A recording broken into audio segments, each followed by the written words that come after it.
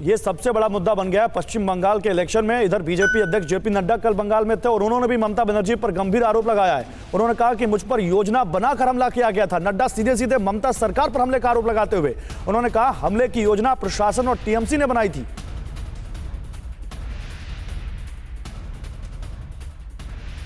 तो is this Bengal culture जो आपने फुलझड़ी हमारे ऊपर छोड़ी, डायमंड हार्बर जाते हुए गाड़ी रोक करके फंसा करके। ऐसा है, मैं जमीन से निकला हुआ आदमी हूं, आंदोलन से लड़ता हुआ आया हूं। ऐसे 100 आंदोलन मैंने देखे हैं, मुझे मालूम है, लड़ना जानता हूं। और सारी कैडर में ये ताकत है कि हम टेबल को टर्न कर देते हैं। लेकिन इज दिस बंगाल कल्चर? तो देखिए प्रेम जी, दो मुद्दे हैं, एक बाहरी बनाम भीतरी, जिस पर कल पश्चिम बंगाल में आपके ही अध्यक्ष ने साफ कह दिया कि बंगाल की संस्कृति को तो ममता बनर्जी कमजोर कर रही है, उनको तो पता नहीं बंगाल का कल्चर क्या है, और वो 10 साल से सीएम है। दूसरा, अब आप ये कह रहे हैं कि ममता सरकार ने जेपी नड्डा पर हमला करवाया। निश्चित तौर पर भाई, हमला कराने के बाद जिन अधिकारियों की लापरवाही से जो अधिकारी वह हमले के समय कार्रवाई करने के बजाय मूक दर्शक बने रहे, जिनको सुरक्षा का दायित्व दिया गया था, उन अधिकारियों को प्रमोट करने के बाद क्या संदेश जाता है? केंद्र सरकार के गृह मंत्रालय ने उन अधिकारियों को जब वहां से हटाने की बात की, तब उन अधिकारियों के पक्ष में खड़े रहकर बल्कि उन अधिकारियों को रिवार्ड देने का ये संदेश क्या है? और भारतीय जनता पार्टी के 300 कार्यकर्ताओं की हत्या का क्या संदेश है? भारतीय जनता पार्टी, लेकिन वो तो कह रहे हैं कि बीजेपी में गुटबाजी है और आरोप टीएमसी पर लगा देते हैं। नहीं, अच्छा सुन तो लीजिए, 100 कार्यकर्ताओं का तर्पण किया जाता है जिनकी हत्या हुई है, और पूरे परिवार वहां जमा होते हैं।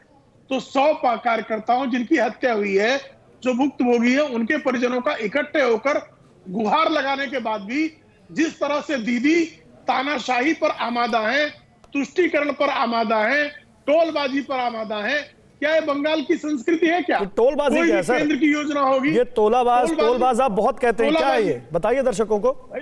तो तोड़पानी करना है, लोगों से हफ्ता वसूलना है। कौन वसूलता है? टोलाबाजी तृणमूल कांग्रेस वो पार्टी वसूलती है। अम्फान जैसे तूफान के उसमें राहत के डिस्ट्रीब्यूशन में भी जिन्होंने कट मनी ली, उनको उनके बाद ये हमारा आरोप नहीं, सीएजी जो है उस पर जांच की बात करती है। सिर्फ कोई हमने कुछ किसी भी प्रकार का, भारतीय जनता पार्टी ने आज तक तृणमूल कांग्रेस पार्टी पर ऐसा कोई आरोप नहीं लगाया जिसका उसने आधार और प्रमाण न दिया हो।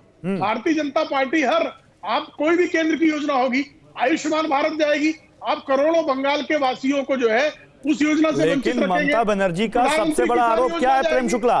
ममता बनर्जी का सबसे बड़ा आरोप है कि आप लोग बाहरी हैं, आपके नेताओं को बंगाल का कल्चर नहीं पता और आप लोग बंगाल के कल्चर को खराब कर रहे हैं। कौन बाहरी है? दिलीप घोष बाहरी है, शुभेंदु अधिकारी बाहरी है, मुकुल रॉय बाहरी है। जो तृणमूल कांग्रेस पार्टी में नहीं हो, तृणमूल का वो पार्टी से बाहरी हो गया। बताइए, तौसीफ जवाब दीजिए। जो आपके साथ वो बंगाल का, जो आपके साथ नहीं वो बाहरी, वो बंगाल का कल्चर है। नहीं, अभी आपने सुना कि ये बड़ा गाली दे रहे थे, बड़ा कंप्लेन कर रहे थे कि तृणमूल में तो सब करप्ट है। अगर तृणमूल में सब करप्ट है, बीजेपी में आके सब धुल जाते हैं, आप क्यों तृणमूल के नेता को ले रहे हैं? आपकी अगर क्षमता है, आप बड़े सच्चे हैं, आप बहुत सीधे साधे हैं, आप अपनी लीडरशिप बनाइए, आप अपने लोगों को प्रमोट कीजिए। भारतीय जनता पार्टी तो कैसे काम करेगी? तृणमूल कांग्रेस तय करेगा। आप तृणमूल के नेता को ले आते। अभी 2 नाम इन्होंने लिया, अभी इन्होंने 2 नाम लिया, मुकुल रॉय, शुभेंदु अधिकारी, 2 नाम इन्होंने लिया, बोल रहे बड़ा गर्व से बीजेपी के नेता है। तो क्या आप वो जो कल तक जो इनको इन्हीं लोगों को ये गाली देते थे कि ये करप्ट है, तो आप क्यों ऐसा काम कर रहे हैं? आपका तो क्रेडिबिलिटी नहीं रहा, जनता के सामने तो आपका क्रेडिबिलिटी नहीं रहा, आपके पार्टी वर्कर के सामने, इसलिए तो पार्टी वर्कर नाराज है। बीजेपी के पार्टी वर्कर क्रेडिबिलिटी किसकी है? ममता की निर्ममता और तुगलकी फरमानों को जनता ने नकारना तय कर लिया है।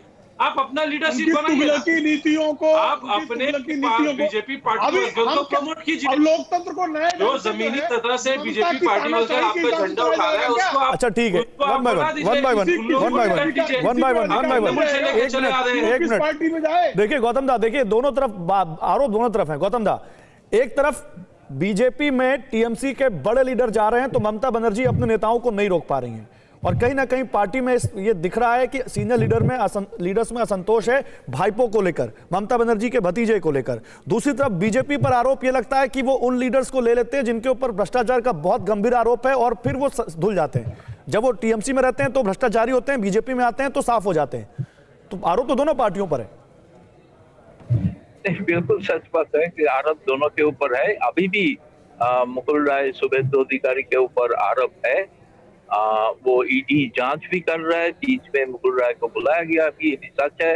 ये भी सच है कि इसके लेकर पार्टी के, भारतीय जनता का पार्टी के अंदर कुछ जगह पे कुछ रोष प्रकट किया है लोगों ने। जैसे नंदीग्राम में घटना हुई है, रानाघाट में एक भी घटना हुई है। तो इसके लिए ये हर पार्टी में होता है। जैसे बीजेपी से अगर कोई तृणमूल में जाते हैं तो तृणमूल का जो स्वाभाविक कार्यकर्ता है वो रोज, और मुझे लगता है ये सवाल दोनों पार्टियों से पूछा जाएगा गौतम दा। मुझे लगता है चुनाव में अप्रैल मई में जब इलेक्शन होंगे तो वोटर ये जरूर जहन में रखेगा, इन दोनों पार्टियों से सवाल जरूर पूछेगा, जो बात आप कह रहे हैं।